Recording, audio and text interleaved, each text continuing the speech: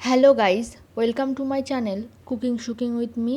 আজকে যে রেসিপিটি আমি আপনাদের সঙ্গে শেয়ার করব সেটি হলো তালের বড়া বা তালের ফুরুলি। তালের বড়া বা তালের ফুরুলি রেসিপি আপনারা অনেক দেখেছেন, কিন্তু আমি যেভাবে করেছি তালের বড়া রেসিপিটা, সেভাবে করলে ফুরুলিটা খুব ভিতর থেকে নরম হবে এবং বাইরে থেকে মুচমুচে হবে। এবং আমি এই ভিডিওতে দেখিয়েছি কিভাবে তালের যে পাল্পটা কিভাবে বার করতে হয়। তো শুরু করা যাক। আমি প্রথমেই নিয়ে নিয়েছি আটা। এখানে আমি চিনি নিয়ে নিয়েছি 250 গ্রাম, কালো জিরা, আর এখানে আমি একটা তাল নিয়ে নিয়েছি। তালটা এভাবে আপনারা আগে থেকে ভালো করে ধুয়ে নেবেন। ধুয়ে নেওয়ার পরে ওইভাবে তালের গায়ের খোসাটা এভাবে আপনারা ভালো করে বার করে নেবেন এবং এই খোসাটা ফেলে দেবেন। ফেলে দেওয়ার পর দেখুন, এটাকে আমি 3 ভাগ করে নেব, যেহেতু এটা 3 আটির তাল।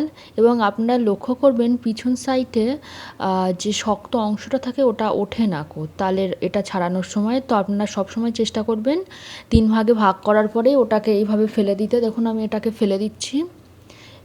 এবং মাঝে কিছু শক্ত অংশ থাকে, সেগুলোকেও আপনারা ফেলে দেবেন। আপনাদের সুবিধার্থে আমি সমস্ত কিছুই দেখিয়ে দিচ্ছি। এবং কালো কালো অংশগুলোকে সব ফেলে দেবেন।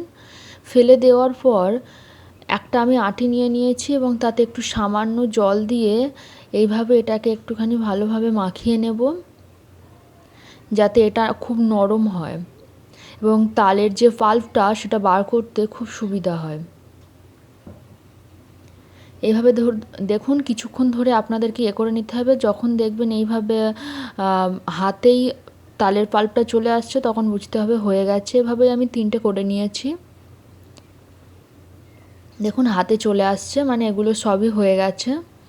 এরপর আমি এখানে একটা বাঁশের চুবড়ি নিয়ে নিয়েছি এবং সেটা আমি ভালোভাবে আগে থেকেই ধুয়ে নিয়েছিলাম এবং নিচে একটি থালা দিয়ে দিয়েছি। দিয়ে এভাবে আমি ওর পাল্পটা ভালোভাবে বার করে নেব। যতক্ষণ না আটি সাদা হয়ে যায় ততক্ষণ আপনাদের এভাবেই করে নিতে হবে। দেখুন কিছুক্ষণ করার পরেই আমি আপনাদেরকে দেখিয়ে দিচ্ছি যে কতটা এর পাল্প বার হয়েছে। এভাবেই আমি সমস্ত তালেরই পাল্প বার করে নিয়েছি। নেওয়ার পরে আমি এখানে 200 গ্রাম গণেশ সুজি নিয়েছিলাম। সেটাকে আমি একটু হালকা আগে থেকে আমি গরম জল করে নিয়েছিলাম, পুরো গরম জল না, হালকা গরম জল দিয়ে এটাকে আমি একটুখানি রেস্টে রেখে দেব 10 থেকে 15 মিনিটের জন্য।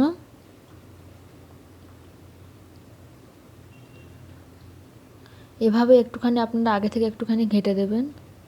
দেওয়ার পর 10 থেকে 15 মিনিট এটাকে রেস্টে রাখবো। রেস্টে রাখার পরে দেখুন সুজিগুলো পুরো ফুলে গেছে এবং অনেকটা হয়ে গেছে পরিমাণে। এটা হয়ে যাওয়ার পর এতে দিয়ে দিচ্ছি আমি চিনি এখানে আমি 250 গ্রাম মতো ব্যবহার করেছিলাম। আপনারা যেমন পরিমাণ মিষ্টি খান তেমন পরিমাণই মিষ্টি দেবেন। ওটাকে একটুখানি ভালোভাবে মিশিয়ে নেওয়ার পর এখানে দিয়ে দিয়েছি আটা আমি এখানে 200 গ্রাম পরিমাণ ব্যবহার করেছিলাম। আটাটাকে আমি এভাবে একটুখানি ভালোভাবে আস্তে আস্তে ধীরে ধীরে মিশিয়ে নেব। আর জলের পরিমাণটা আপনারা সবসময় লক্ষ্য রাখবেন। তাল ফুরুলি বা তাল বড়ার সবথেকে গুরুত্বপূর্ণ জিনিস তালের যে পাল্পটা, সেটা আমি দিয়ে দিলাম। এটাকে দেওয়ার পর একটুখানি এটাকে ভালোভাবে একটুখানি ফাটিয়ে নেব। আর আপনারা সবসময় একটুখানি একটা জিনিস লক্ষ্য করবেন, তাল বড়াতে যেন তাল বড়ার যে এই গ্রেভিটা যেন পাতলা না হয়। আমি এখানে আরও একটু পরিমাণ দিয়েছিলাম, মোট আমার 250 গ্রাম পরিমাণ আটা লেগেছিল।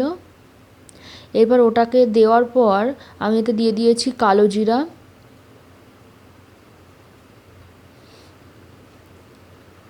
দেখুন তালের যে গ্রেভিটা সেটা এরকম ধরনের হবে, বেশি পাতলাও না বেশি ঘনও না। এরপরে তো দিয়ে দিয়েছি হালকা একটুখানি পরিমাণ বেকিং সোডা, যেটা আপনারা স্কিপ করে যেতে পারেন। আর এখানে দিয়ে দিয়েছি স্বাদ অনুযায়ী লবণ।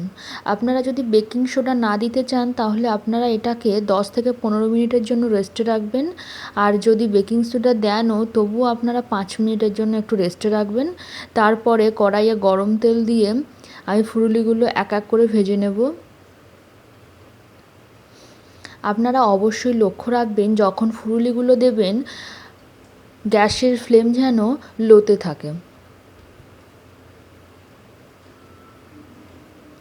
এবং ফুলুলিগুলো দেওয়ার পর যেন গ্যাসের ফ্লেম লো টু মিডিয়ামে থাকে, যেন হাইতে কখনোই না থাকে।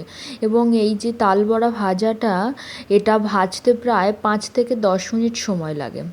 এটা একটু সময় সাপেক্ষ,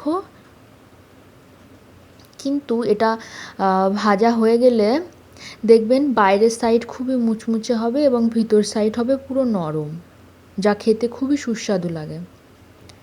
দেখুন এইভাবে কিছুক্ষণ রাখার পরে এগুলো আস্তে আস্তে হালকা ব্রাউন কালার চলে এসছে। এরপর এগুলোকে আমি এক এক করে তুলে নেব।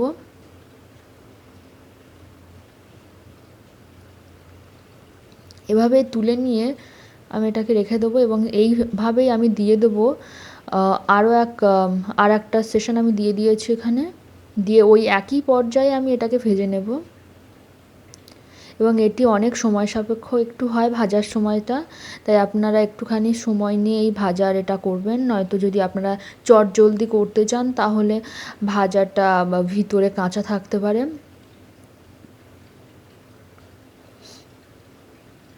এবং এটা বর্ষার দিনে খেতে খুবই সুস্বাদু হয়, যেহেতু এটা বর্ষারই সময় বেশি পাওয়া যায় তালটা। তো বর্ষার সময় একবার আপনারা অবশ্যই ট্রাই করবেন। জন্মাষ্টমীর দিনে তো অবশ্যই একবার ট্রাই করবেন, খুবই সুস্বাদু খেতে হয়। এটাকে আমি সার্ভ করে নিয়েছি। দেখুন এটা যেমনই হয়েছে গোল্ডেন ব্রাউন দেখতে, তেমনই এটা খেতেও খুবই সুন্দর হয়েছে। আপনারা বাড়িতে অবশ্যই একবার ট্রাই করবেন।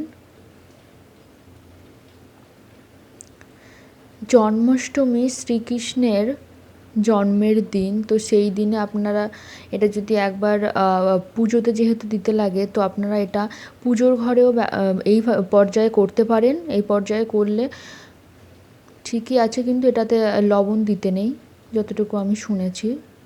দেখুন এর ভিতরের সাইড পুরো কিন্তু নরম হয়েছে এবং বাইরের সাইডটা হয়েছে পুরো মুচমুচে। দেখুন আপনাদের সুবিধার্থে আমি আরও একবার দেখিয়ে দিচ্ছি। আর এই রকম ধরনেরই ভিডিও পেতে চ্যানেলটিকে অবশ্যই লাইক, শেয়ার, কমেন্ট এবং সাবস্ক্রাইব করে পাশে থাকবেন। এই ভিডিওটা যদি আপনাদের ভালো লাগে তাহলে অবশ্যই চ্যানেলটিকে সাবস্ক্রাইব করবেন। Thanks for watching guys.